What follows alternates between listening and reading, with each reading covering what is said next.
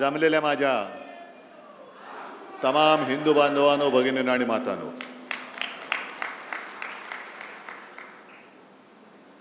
पावसाळ्याची नुकती सुरुवात होते. पावसाळा लांबला होता आणि आपण सगळे ग्रामीण भागातले आहात. अनेक जण इकडे शेतकरी असतील, आहेत का रे? तुम्हाला सगळ्यांना धन्यवाद देतो, कारण तुम्ही तुमची शेतातली कामं सोडून इथे आलात आणि पावसाळ्याची आपण वाटच बघत असतो. कारण एकदा का पाऊस पडला की नवीन कोंब फुटतात. तसा हा माझा पावसाळा आहे. सगळ्या कार्यकर्त्यांचा प्रेम हा माझा पावसाळा आहे. अनेक जण सडलेली पानं गेली तरी परत पाऊस पडतो आणि नवीन कोंब उगवतात. आणि ते नवीन कोंब उगवणारे तुम्ही कट्टर निष्ठावान शिवसेना प्रमुखांचे जीवाला जीव देणारे शिवसैनिक आहात. तसं पाहिलं तर आता शांत आहे. जरा कॅमेरामन जरा खाली बसलं तर बरं. कॅमेरे सेट करा आणि प्लीज खाली बसा.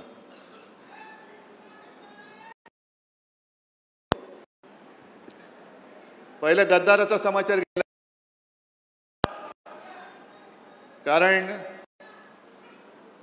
कारण हे गद्दार काही वेळेला माझी चूक होते आणि म्हणून पहिला प्रथम माझं कर्तव्य आहे की माझ्या सांगण्यावरून जे तुम्हाला मी एक बुजगावणं दिलं होतं त्याला अक्षरशः रक्ताचं पाणी करून समोरून पावसाचा धबधबा पडत होता तरी देखील कशाची तमा न बाळगता तुम्ही निवडून दिलात.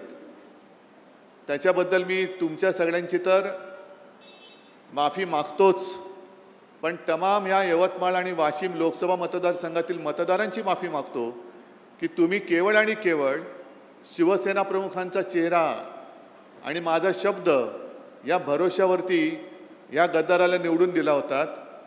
पण आपण त्याला मतदान करताना बोटाला काळी शाई लावलीच, पण त्यांनी गद्दारी करून आपल्या विश्वासाला काळं फासलेलं आहे आणि याचा जाब विचारण्याचा अधिकार तुम्हाला आहे. जाब विचारला पाहिजे. शेवटी गद्दारांच्या कळपात गेला. आता गद्दारांचा कळप म्हणजे काय की एक 3-4 वर्षापूर्वी गद्दार शिरोमणी जो बसला तिकडे मिंदे, त्यांनी 40 आमदार फोडले आणि या विदर्भामध्ये जेव्हा बैल पोळा होता तेव्हा त्या बैलांवरती लिहिलं होतं 50 खोके एकदम ओके. आता मला सांगा, तेव्हा आमदाराचा भाव 50 असेल, 50 खोके, तर खासदाराचा किती असेल? म्हणजे हा एक धंदा झालाय. निवडून यायचं.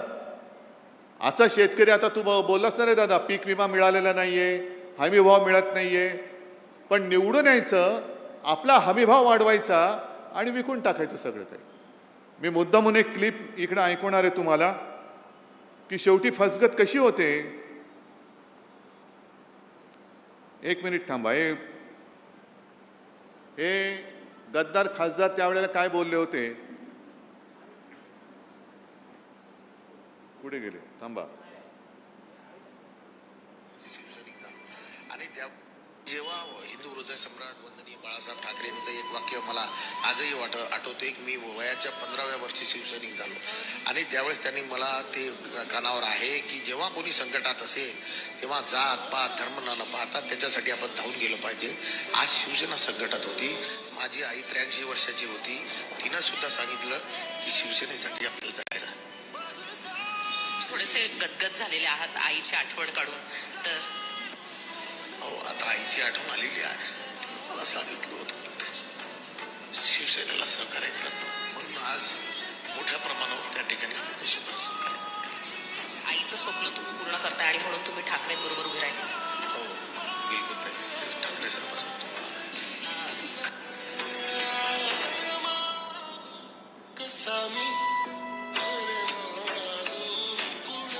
हे ऐकायला आलं का तुम्हाला? आईला काय वाटेल? आईची शपथ घेऊन जर गद्दारी करणार असेल तर खरोखर आईला काय वाटत असेल? आणि चूक आपल्या सगळ्यांची झाली, विशेषतः माझी झाली. आईची शपथ घेतल्यानंतर ह्यांनी पूर्वी एकदा आपल्याशी गद्दारी केली होतीच. तरी परत आले. आणि परत आल्यानंतर तुम्ही आता या टेपमध्ये ऐकलं असेल की जेव्हा कोणी संकटात, अरे एवढे शिवसैनिक असताना शिवसेनेवरती संकट येऊच शकत नाही, तुझी काळजी कर, माझी करू नकोस, माझी करू नकोस. आजपर्यंत एकदा झालं ना, शिवसेना संपली, पक्ष चोरला, चिन्ह चोरला, तरी ठाकरे उभा आहे. मग आमदार फोडल्यानंतर शिवसेना संपली होती, तर तुमच्या विरोधात नाकावर टिचून या सर्व तमाम जनतेने 9 खासदार आपल्या हक्काची मशालीवरती निवडून आणले होते. ती फोडण्याची वेळ का आली? त्यावेळेला आपल्याला चिडवलं जात होतं, तुमचे 18 खासदार मोदींच्या चेहऱ्यावर निवडून आले, मोदींच्या चेहऱ्यावर निवडून आले.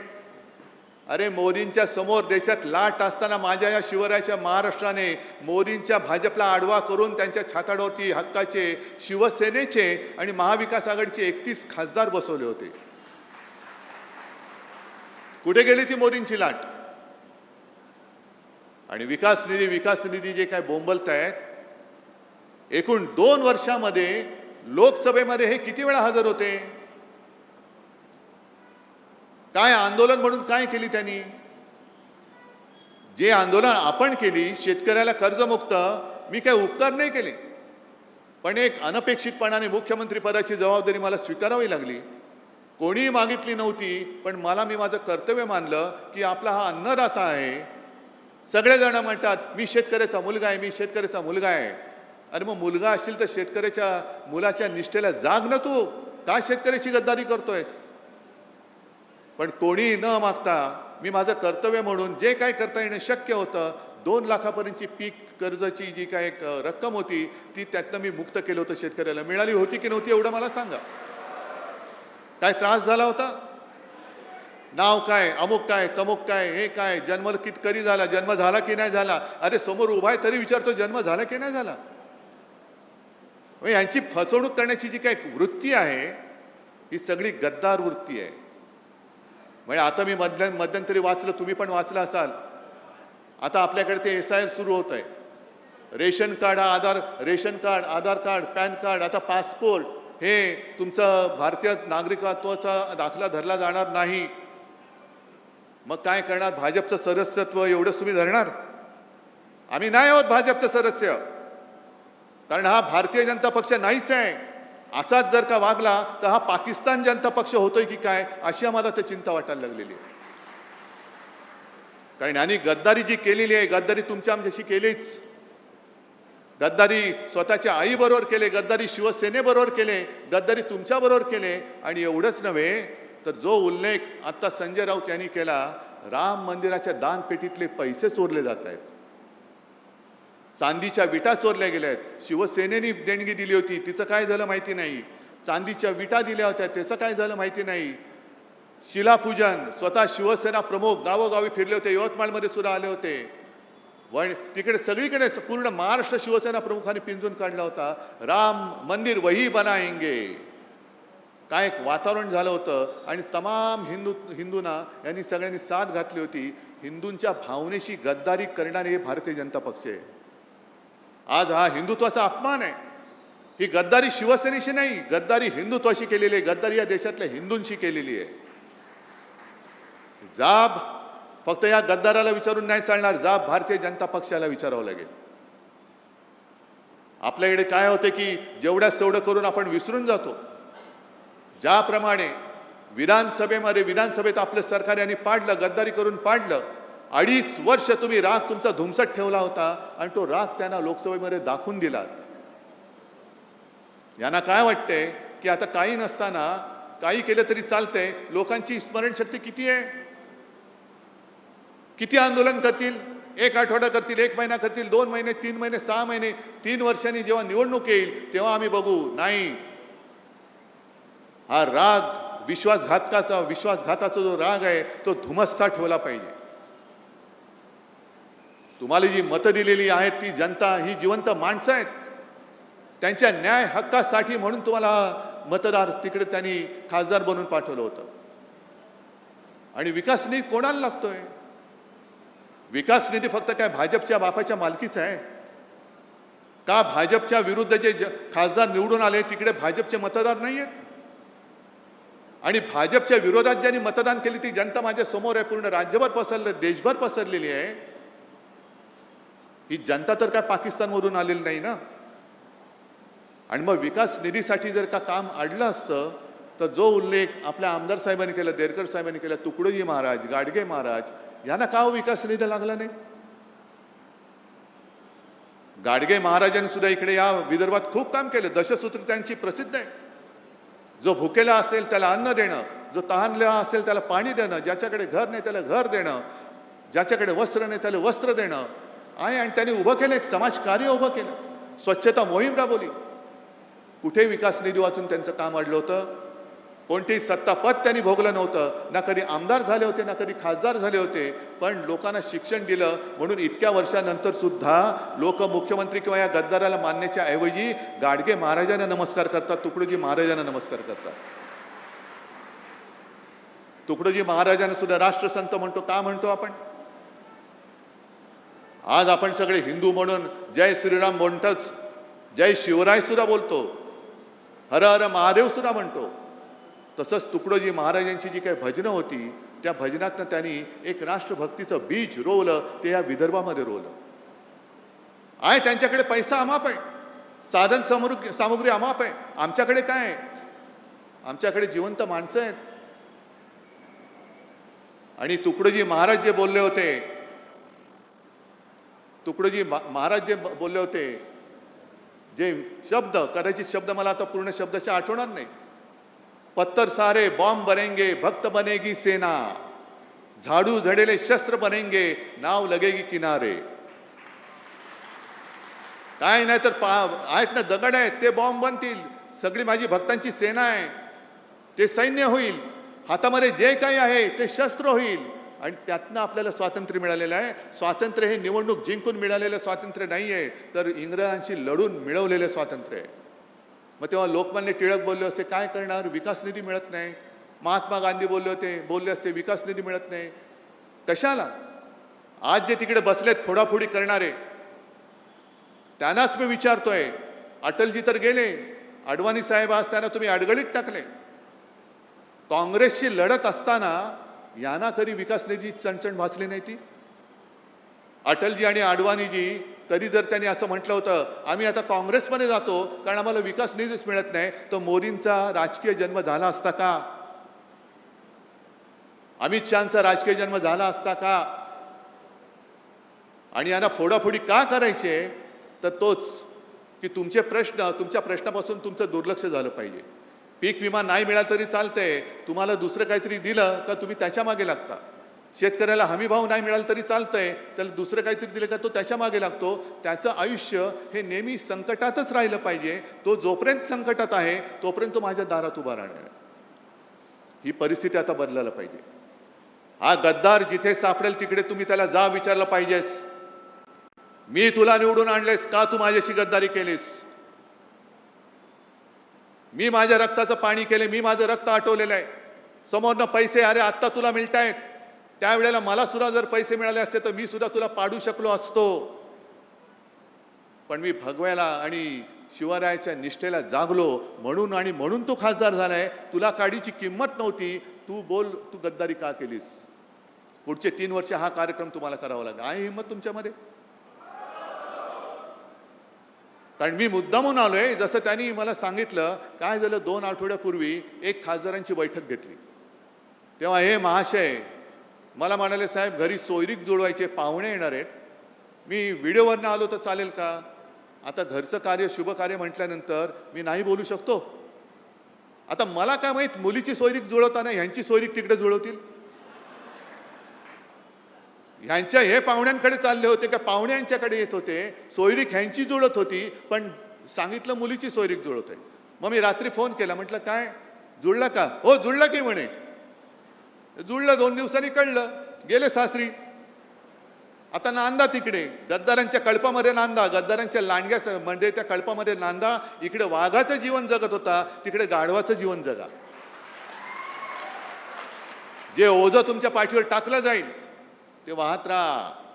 अरे प्रेम देणारी संघटना फक्त शिवसेना आहे. दुसरा या जगात दुसरा पक्ष नाही की जो फक्त आणि फक्त प्रेमाच्या भावनेवरती जिवंत राहतोय. आणि म्हणून मी आज तुमच्याकडे आलेलो आहे.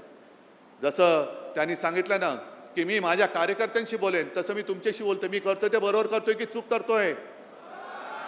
मी लढायला उभा आहे, मी नाही हटणार. कारण जिथे जिथे अन्याय दिसेल तिकडे मी लाथ मारणार म्हणजे मारणार. सोबत राहणारच की नाही? जे खरं हिंदुत्व आहे, हे खरं हिंदुत्व हे माणुसकी शिकवणार आहे. मंदिर लुटणारं हिंदुत्व आमचं हिंदुत्व आम्ही ते तुमचं हिंदुत्व मानू शकत नाही. आणि राम मंदिराचा सुद्धा प्रश्न हा पूर्ण देशामध्ये खरा म्हणजे हिंदूंना जागृती आली पाहिजे. आज संजय राऊत यांनी एक चांगला अग्रलेख लिहिला आहे सामनामध्ये. सामना तुमच्याकडे येत नसेल तर सामना.com वरती जाऊन मुद्दामून वाचा. हे मरे मरे जे सगळ्यांनी मोर्चे काढले ना, सकल हिंदू समाज, हिंदू जनजागृती, आता का झोपलात?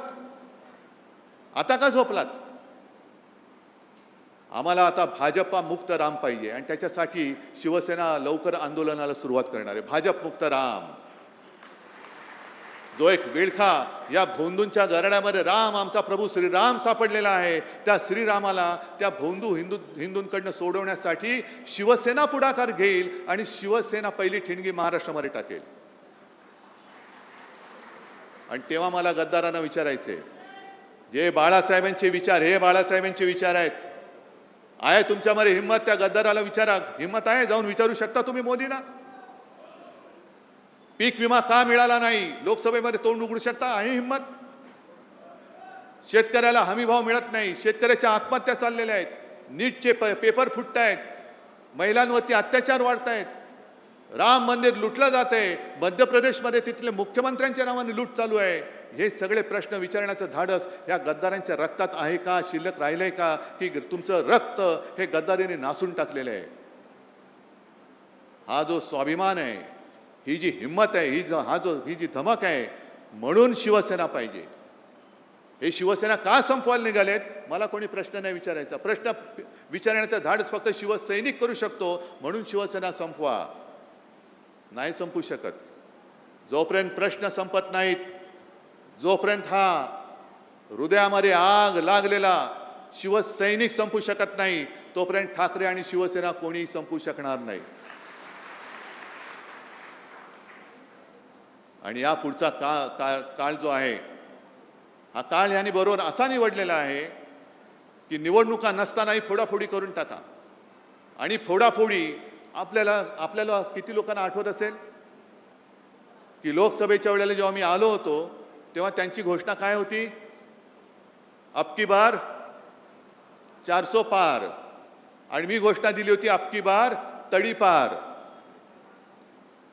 आता तेच त्यांचं काम सुरू आहे. कारण यांना काय करायचंय? डॉक्टर बाबासाहेब आंबेडकरांनी लिहिलेल्या घटनेमध्ये बदल करायचंय. 2/3 बहुमत 400 पार निवडणुकीत नाही झालं तर फोडाफोडी करून कर. आणि एकदा का संख्या झाली का मग घटना बदल, घटनेत पाहिजे तसे बदल करून टाक. समोर आहे कोण विचारायला? कारण सगळेच फोडलेले आहेत, सगळेच त्यांनी पक्षात घेतलेले आहेत. ही सगळी गुलामगिरीची राजवट आणि हुकुमशाहीची राजवट ही रोखण्यासाठी बाकी देश उठेल तेव्हा उठेल, पेटेल तेव्हा पेटेल, पण निदान साधू संतांची परंपरा लाभलेला, उगाच आपण बोलत नाही शाहू फुले आंबेडकर, छत्रपती शिवाजी महाराज, तो परंपरेला लाभलेला महाराष्ट्र हा जागा राहणार आहे की नाही आणि त्यांच्या समोर उभा राहून त्यांना प्रश्न विचारणार आहे की नाही, हा प्रश्न मी तुम्हाला विचारतोय. हे काम एवढं सोपं नाहीये. नुसतं गद्दार झाला म्हणून त्याला 4 शिव्या दिल्या नाही. त्यांनी गद्दारी का केली तर तुमचं स्वातंत्र्य हिरावून घेण्यासाठी तो त्या गद्दारांच्या कळपात सामील झालेला आहे. तुमचं स्वातंत्र्य तुम्ही कोणाला असं हिरावून देणार आहात? मग आजपासून कामाला लागला पाहिजे. पुढचा खासदार हा पुन्हा एकदा आपल्या भगव्याचा कट्टर शिवसेना एकच. गद्दार सेना म्हणजे शिवसेना नाही. कोणी उपरा आला आणि कोणाचंही नाव कोणाला दिलं आम्ही मानायला तयार नाही, उपऱ्याला मानायला तयार नाही. शिवसेना फक्त एकच, भगवा फक्त एकच. आणि त्या भगव्याचा शिवसेनेचाच खासदार 2 वर्षांनी 3 वर्षांनी, कारण हिंमत तर होणार नाही राजीनामा देण्याची, जेव्हा केव्हा निवडणूक होईल तेव्हा परत आपला खासदार निवडून आणण्यासाठी आजपासून तयारीला लागा. आहे तयारी?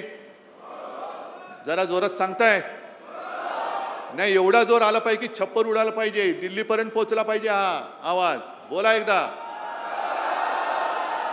चला, तुम्हाला सगळ्यांना मी खास धन्यवाद देतो आणि नम्रपणाने सांगतो की जोपर्यंत तुम्ही माझ्यासोबत आहात तोपर्यंत मी कोणाला घाबरत नाही.